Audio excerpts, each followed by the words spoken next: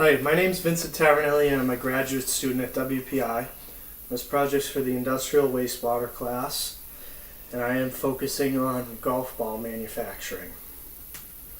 So, a little history lesson on the golf ball. Golf's been around for over 500 years, and when golf first started they used wooden golf balls. In the last 300 years they started to use different types of materials for golf balls, and now today they use more advanced technologies. So value to society, today there's over 60 million golfers in the world, and in any given second there's over 2,200 balls flying through the air. So that means there's a lot of golf balls flying through the air at any time. So the future outlook, golf's growing, so they need to manufacture more balls. The ball market last year alone made over $550 million, and golf balls can now be driven over 400 yards. And the golfers want these numbers to advance as well.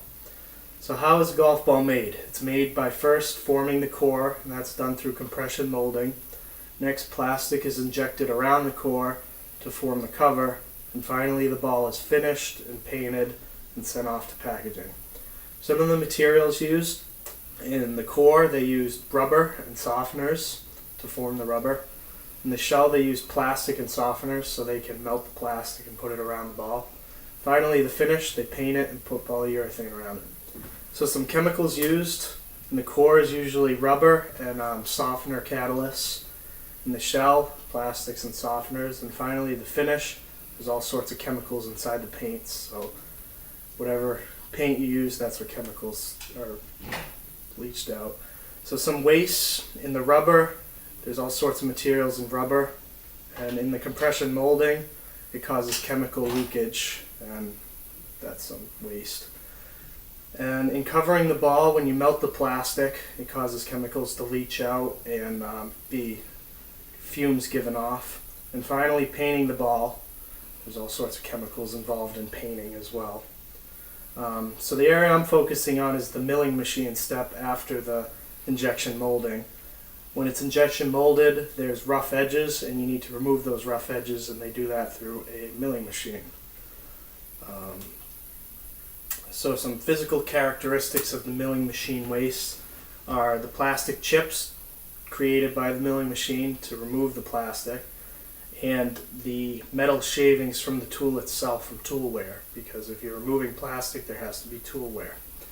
So some chemical characteristics of this waste is chemical leaching from the plastic being heated up during the removal process.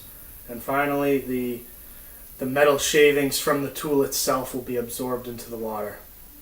So some more chemical characteristics of the milling is if the plastic is heated to its melting point, there will be chemical or hazardous air pollutants released into the air as well. And those can be pretty bad. So some impacts on society from plastic wastes are they go in landfills and then they're never seen again. They contaminate the water, and obviously we've all seen these pictures, but poor animals like this get stuck in the plastic. So some technologies to treat the wastewater, to remove the plastic chips and small metal pieces. I will use a step-down filter system. A grit removal screen will remove the big pieces, and the membrane filter will remove the rest of the smaller pieces. So to treat the chemical wastes from the plastic milling is an ion exchange such as activated carbon will pull out any chemicals inside of the waste, and then finally a pH tank will neutralize any other materials left in the water. So to remove the hazardous air pollutants, a GAC filter should be used. This will pull out most of the chemicals and charged ions. And finally, it should go through a thermal oxidizer to burn off any chemicals left. So some technologies in other sectors that may work for this plastic reclaiming is plastic media blasting.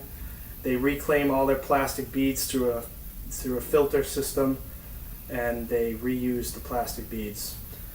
Another thing to get rid of the fumes generated by plastic milling is flaring. Flaring just burns off the plastic fumes, and they're released into the oxygen, into the environment. So in conclusion, golf's growing every year. It's getting bigger, and we need to produce more golf balls. And within the golf ball sector, there's a lot of waste, and the waste needs to be treated and sent to the right places. And yeah, so that's my project. Thank you very much for listening.